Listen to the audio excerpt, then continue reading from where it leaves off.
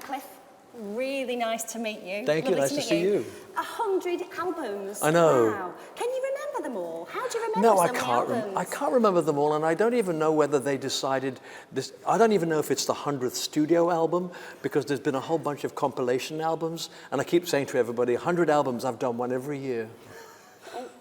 Well, you don't remember all the words until you actually decide to do them on stage. And then, of course, what happens is you get a few days to get with the lyrics, and it comes back. Once you start hearing some of the ones that you maybe haven't sung for 5 or 6 years, Yep. the minute you start to sing it again, it kind of comes back. So they're all in there. They're kind of in the delete area, but can be brought back to life. I don't know whether I've got a favorite. I've had a lot of good songs given to me. We Don't Talk Anymore, fantastic song. Miss You Night's fantastic. Summer Holiday, Living Doll, all these massive great hits.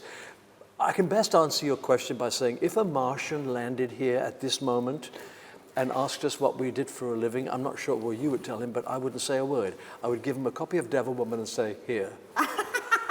So Devil Woman is what I like. Well, I had a friend of mine who's been saying for quite a while, I don't know why you record all this jazz stuff and the soul music that you've done. He says, you're a rock and roll singer. And I said, well, yeah, I'd like to do a rock and roll album. And he said, he got a list of songs together. He's our executive producer. And he said, let me choose some of the songs. And he chose fantastic songs. I said, I need to choose 2 or 3. The record company chose some, and we had an album of songs. And they're all iconic rock and roll songs. Any other rock and roll singer would know what I'm going to say now. I feel so much in my comfort zone. It is not true. I've loved singing all the other stuff. The other stuff has stretched my vocals much, much more. It's much more difficult to sing We Don't Talk Anymore and Devil Woman. But just getting there and singing the Little Richard stuff and the Buddy Holly music and the Rick Nelson and, of course, Elvis music, it's been fantastic. I loved every second of it. And it was live. Wow. I stood there in the studio with the producer playing guitar here right in the booth next to me. The other guitarist was there. I could see the drummer. I could see the bass player. The only person I couldn't see was the keyboard player.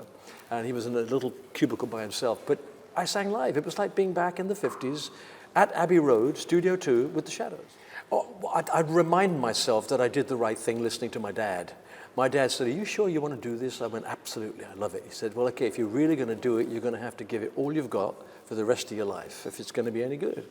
And I would look back now and say, he was absolutely right. You need to give it everything. You need to love it enough to be able to say, I'm going to do it and do it and do it.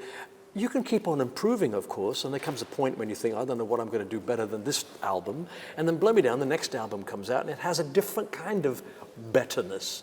I mean, this album now, to me, I've never been so excited about an album, except I have been excited. I'm always telling people my latest album is the best thing I've ever done. And that's true of this one.